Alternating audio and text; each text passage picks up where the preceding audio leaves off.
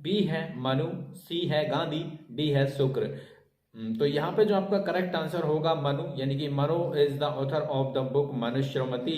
Next question की तरफ चलते हैं। क्वेश्चन नंबर 5, गांधी मर सकता है किंतु गांधीवाद सदैव जीवित रहेगा, यह किसने कहा था? Gandhi may die but Gandhism will live for ever, who said it?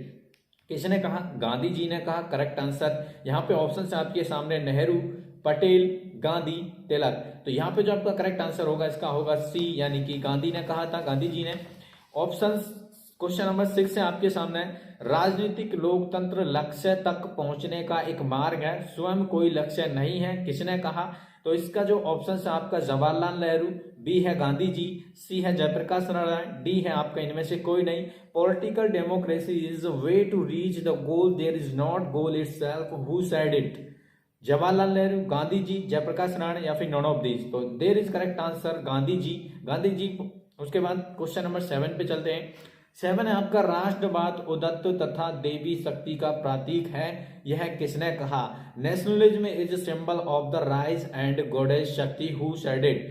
Option है आपके सामने जयप्रकाश नारायण, ऑप्शन बी आपके सामने अरविंद घोष, ऑप्शन सी आपके सामने नेहरू और ऑप्शन डी है तिलक। तो यहाँ पे जो करेक्ट आंसर होगा आपका बी, यानी कि ये है अरविंद घोष ने कहा था।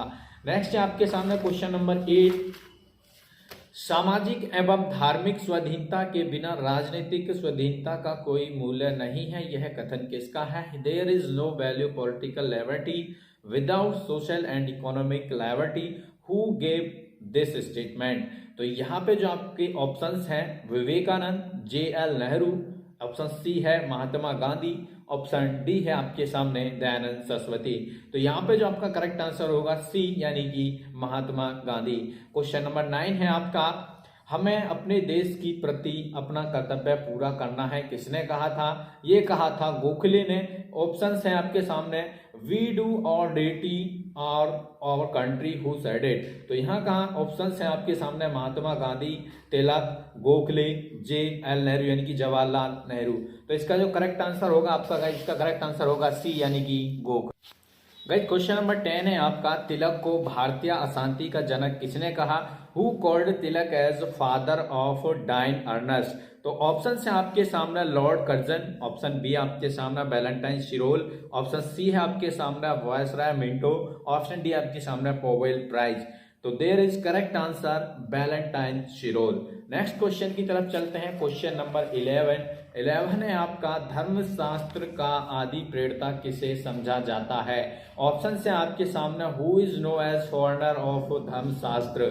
ऑप्शन है आपके सामने मनु, बी है आपके सामने भीष्म, ऑप्शन सी है शुक्र, ऑप्शन डी है कौटिल्य। तो option A is the correct answer. Next question है आपका क्वेश्चन नंबर 12। क्वेश्चन नंबर 12 है, महादेव गोविंद रनाडे पेशे थे? Mahadev Govind Ranade by profession was?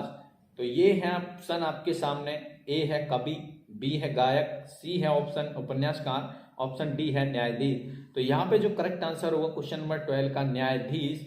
चलिए नेक्स्ट क्वेश्चन की तरफ चलते हैं। राजा राम मोहन राय को कहा जाता है? ऑप्शन है आपके सामने, राजा Ram Mohan Roy is called, option A है आपके सामने भारत में संवैधानिक आंदोलन का जनक, यानी कि फाउंडर ऑफ को conditional movement in India, option B आपके सामने नवीन भारत का संदेश वाहक, messenger of in New India, option C आपके सामने आत्मयी सभा का संस्थापक, ऑप्शन सी फाउंडर ऑफ अमित्य सभा, ऑप्शन डी आपके सामने ऑल ऑफ दी एबव। तो यहाँ पे जो आपका करेक्ट आंसर है बी होगा, नवीन भारत का संदेश वाहक, यानी कि messenger of new India. Next है आपके सामने क्वेश्चन नंबर 14। क्वेश्चन नंबर 14 है आपका, सांप्रदायिक एकता नामक पुस्तक के लेखक कौन है? ऑप्शंस हैं आपके सामने, who is the writer of the book communal unity? Option है आपके सामने गांधी जी, ऑप्शन बी आपके सामने अरविंद घोष, ऑप्शन सी है आपके सामने रविंद्रनाथ टैगोर, ऑप्शन डी है जवाहरलाल नेहरू। तो यहाँ पे जो आपका करेक्ट आंसर होगा ए, यानी कि गांधी जी। क्वेश्चन नंबर 15 है आपका, प्रथम भारतीय जो सोवियत संघ में कम्युनिस्ट इमोशनल से सदस्य बने? तो यहाँ पे आपका क्वेश्चन 15 है, first Indian become the member of communist international at Soviet Union, यानी कि सोवियत संघ। ऑप्शन है आपके सामने सुभाष चंद्र बोस, ऑप्शन बी आपके सामने जयप्रकाश नारायण, ऑप्शन सी है आपके सामने MS रॉय, ऑप्शन डी है जवाहरलाल नेहरू। तो यहाँ पे जो आपका करेक्ट आंसर होगा सी, यानी कि MN रॉय। नेक्स्ट क्वेश्चन है आपका क्वेश्चन नंबर 16। क्वेश्चन नंबर 16 आपके मनु के कोश संचय सिद्धांत में निम्नलिखित में से क्या सम्मिलित नहीं है? What among the following is not included in the कोश संचय principal bye Manu? Option A है आपके सामने व्यापार कर, ऑप्शन बी है आपके सामने तटकर, ऑप्शन सी है शुल्क, ऑप्शन डी है आयकर। ऑप्शन ए है यहाँ पे एक्साइज ड्यूटी, बी है कस्टम ड्यूटी, ऑप्शन सी है फीस, ऑप्शन डी है इनकम टैक्स। तो देयर इज करेक्ट आंसर व्यापार कर, यानी कि excise duty is the correct answer of question number 16।